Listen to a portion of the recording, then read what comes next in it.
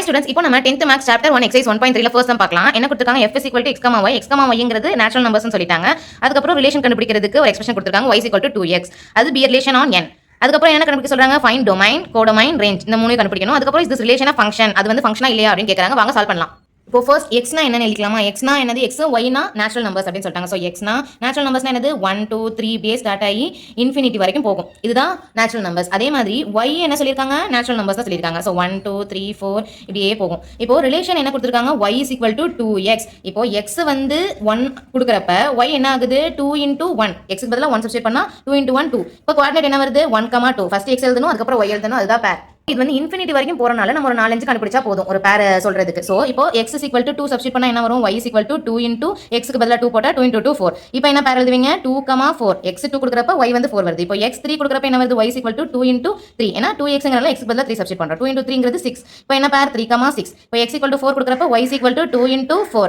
அப்போ 8 அப்போ 4,8 இப்படியே போயிட்டே இருக்கும் ஏனா நமக்கு xங்கிறது இன்ஃபினிட்டி எவ்வளவு நேச்சுரல் நம்பர்ஸ் அப்படி நமக்கு சொல்லல இப்போ ரிலேஷன் எப்படி எழுதுவீங்க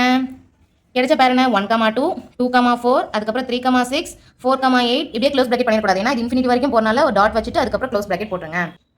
மூணு கண்டுபிடிக்க சொல்லியிருந்தாங்களா டொமைன் கோடமைன் ரேஞ்ச் இந்த மூணையும் நம்ம இப்போ கண்டுபிடிக்கலாம் எப்பயுமே நான் டொமைன்னா என்ன சொல்லியிருக்கேன் எக்ஸ் கோடமைன்னா ஒய் ரேஞ்சுங்கிறது அந்த அவுட்புட் அந்த ரிலேஷன் வச்சு நம்ம கண்டுபிடிச்சோம்ல அதுதான் ரேஞ்ச் ஸோ டொமைன் எக்ஸ்னா இதுதானே ஸோ என்னது எக்ஸ் 1, 2, 3,4 அதுக்கப்புறம் இன்ஃபினிட்டி வரைக்கும் போகும் அதுதான் டொமைன் இப்போ கோடமைனுங்கிறது என்ன சொல்லியிருக்கேன் ஒய் என்னது அதுவும் நேச்சுரல் நம்பர்ஸ் தான் ஸோ 1 2 3 4 இன்ஃபினிட்டி வரைக்கும் போகுது டொமைனுங்கிறது எக்ஸ் பாட்டு அதுவும் நேச்சுரல் நம்பர்ஸ் சொல்லியிருக்காங்க கோடமைனுங்கிறது ஒய் பாட்டு அதுவும் நேச்சுரல் நம்பர்ஸ் இப்போ ரேஞ்சுங்கிறது என்னது நமக்கு கிடைச்ச அவுட்புட் அந்த எக்ஸ்பிரஷன் வச்சு நம்ம கண்டுபிடிச்சோம் பார்த்தீங்களா அந்த அவுட்புட் ஸோ இப்போ ரிலேஷனில் கமாக்கு அப்புறம் உள்ளதுதான் ரேஞ்ச் என்ன இருக்கு 2, 4, 6, 8 அப்படியே இன்ஃபினிட்டி வரைக்கும் போட்டு இப்படி போடணும் இப்போ இன்னொரு क्वेश्चन கேட்டிருந்தாங்க இஸ் திஸ் ரிலேஷன் ஃபங்க்ஷன் அப்படின்னு கேட்டிருந்தாங்க இப்போ பாருங்களேன் ஃபங்க்ஷனா இப்போ 1ல இருந்து 2 க்கு தான் போகுது 2ல இருந்து 4 போகுது 3ல இருந்து 6 போகுது 4ல இருந்து 8 போகுது ஸோ ஒரு இமேஜ் தான் போகுது எல்லாத்துக்குமே பட் எல்லாத்துக்குமே எக்ஸ்ல உள்ளது எல்லாத்துக்குமே அவுட்புட் வந்துருது ஸோ இது வந்து ஒரு ஃபங்க்ஷன் ஆல் எலிமெண்ட்ஸ்